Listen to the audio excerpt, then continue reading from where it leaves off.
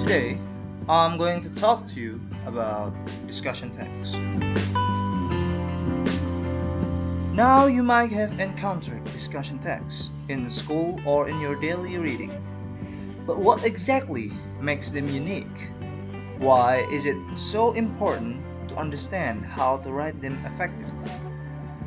By the end of this session, I hope you will have a clear understanding of what discussion texts are, how they are structured, and why they are useful in both academic and real-world settings.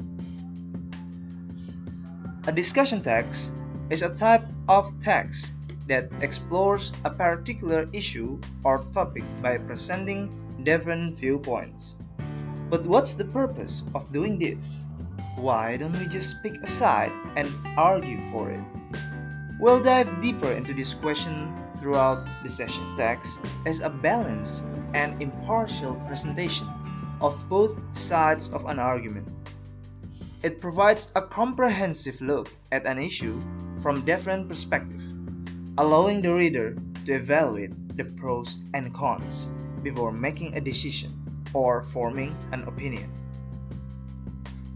For example, imagine we are discussing whether social media has a positive or negative effect on society. A discussion text would present arguments for social media, such as how it connects people across the globe, promotes awareness on important social issues, and can be a platform for education. On the other hand, it would also present argument against social media, such as how it can lead to addiction, reduce face-to-face interactions, or contribute to misinformation. Does everyone agree on this structure? Can anyone think of another topic that could work well for discussion text? Exactly.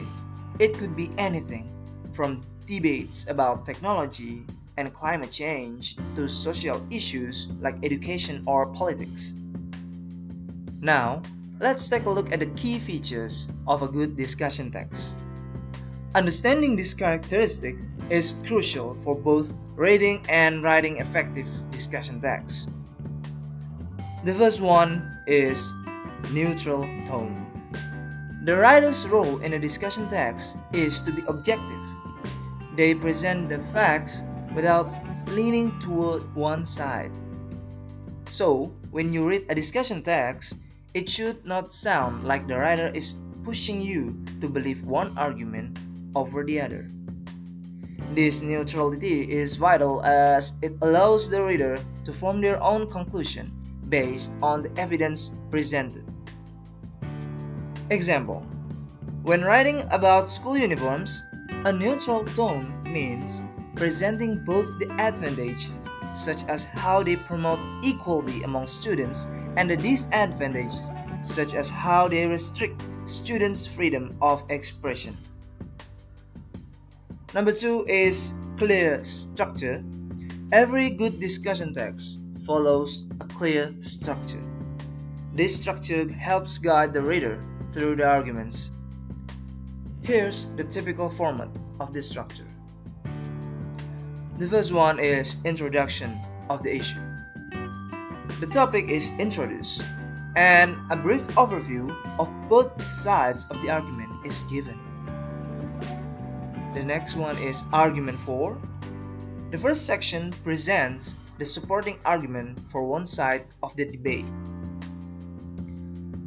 The next one is arguments against. This section presents the opposing viewpoint of the argument for. And the last one is conclusion or recommendation, a balanced summary of the discussion, possibly with a recommendation or final thought. Number 3, formal language. Since discussion texts are usually about serious topics, they employ formal, academic language. This means avoiding slang, personal opinions, or overly emotional language. For instance, instead of saying, I think school uniforms are terrible. You would say, one argument against school uniforms is that they restrict students' freedoms of expression. Does anyone have a question about the structure or tone? Does this format sound familiar from your reading?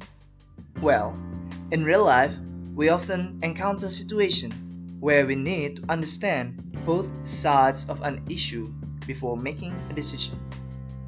Whether you are reading the news, engaging in a debate, or writing an essay, knowing how to analyze different viewpoints is an essential skill. For instance, when a new law is proposed or when there's a debate about an environmental issue, journalists and policymakers often use discussion texts to present both sides of the argument, allowing the public to understand the pros and cons before forming an opinion. Have any of you ever had to argue both sides of a debate or present a balanced argument? Let's now dive into how to actually write a discussion text. Here are the key steps, and I'll go into more detail for each one. The first one, choose a controversial topic. This is the first step. A good discussion text must address a topic that has two opposing sides. For instance, topics like, should homework be banned? Is climate change caused by human activity? Or, do video games lead to violence? All work well because there are strong arguments on both sides. Number 2, research both sides. Before you start writing, it's essential to gather enough information on both sides. This means researching credible sources, whether academic papers, news outlets, or expert opinions, so you can support both arguments with facts and examples. Number 3, create an outline. Before jumping into the writing process, create a clear outline. This outline should include a strong introduction that sets up the issue and hints at both sides. Argument for the issue with detailed evidence and examples. Argument against the issue, also supported by facts and reasoning. A conclusion that ties everything together.